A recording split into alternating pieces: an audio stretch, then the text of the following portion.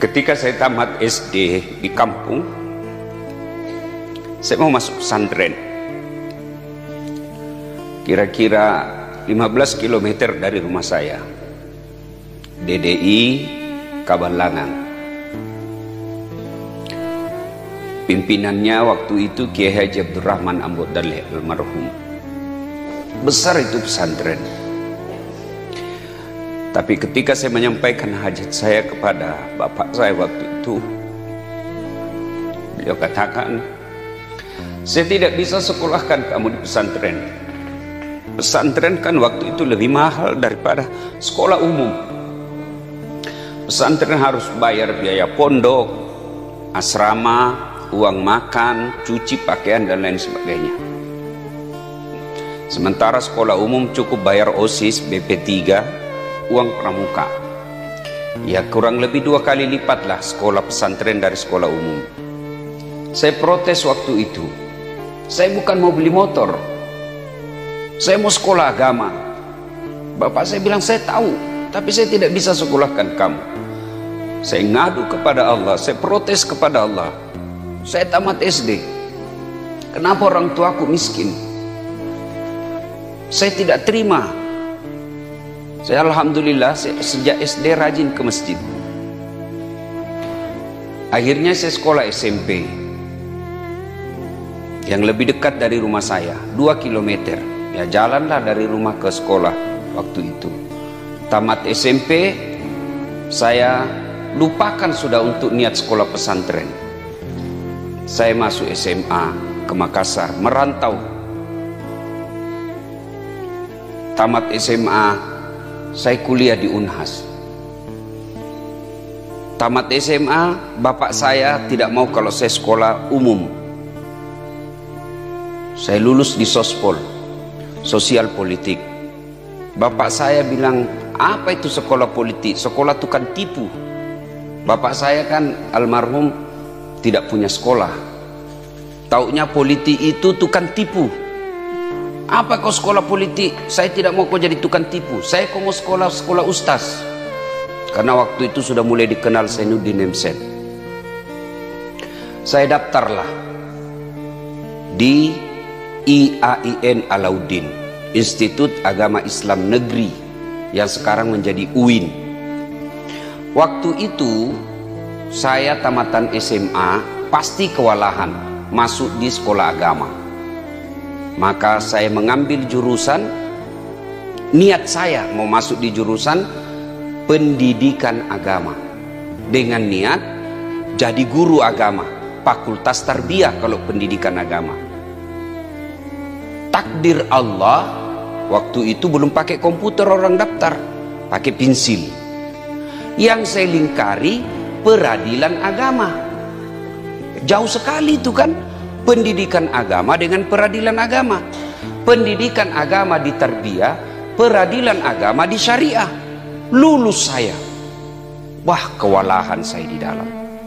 Saya merahasiakan kuliah di Unhas karena bapak saya tidak mau kalau saya sekolah di Unhas 3 semester. Saya rahasiakan kalau saya kuliah rangkap. Ketahuan juga, marah bapak saya. Mana bisa kau sekolah 2? 1 aja orang setengah mati, apalagi 2 tempat kuliahmu? Tidak mungkin. Saya bilang, kasih saya waktu. Dengan izin Allah bisa selesai dua-duanya. Selesai di Unhas cepat, 3 tahun 8 bulan. Bahkan saya masuk golongan wisudawan terbaik, 3 tahun 8 bulan. Di IAIN saya selesai 7 tahun dengan IP 2,1. Dosen saya waktu itu, pembimbing saya namanya Ibu Nur Huda Nur. Nah, itu pembimbing skripsi saya. Dia bilang, capek sudah saya lihat mukamu. 7 tahun kuliah.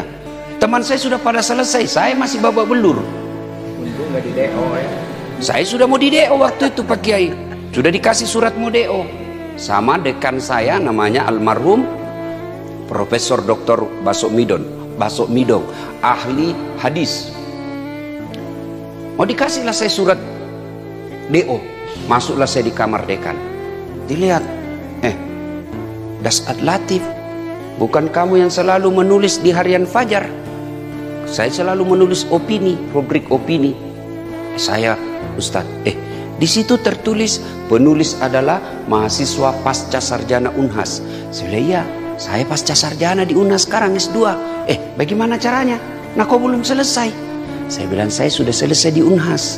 Sebenarnya saya bukan goblok. Saya bilang gitu. Saya tidak selesai di sini bukan karena saya goblok, cuma karena waktu saya kurang. Karena saya kuliah juga di Unas. Oh, dia terharu. Dikasihlah saya waktu untuk menyelesaikan mata kuliah yang tertinggal. Hampir 20 mata kuliah. Dikasih saya 4 bulan. Alhamdulillah selesai juga. Selesai S2. Ambil lagi S3. Diangkat jadi dosen. Alhamdulillah. Dengan izin Allah. Tanpa sekolah di pesantren. Bisa menjadi penceramah. Alhamdulillah. Sementara sepupu saya yang dulu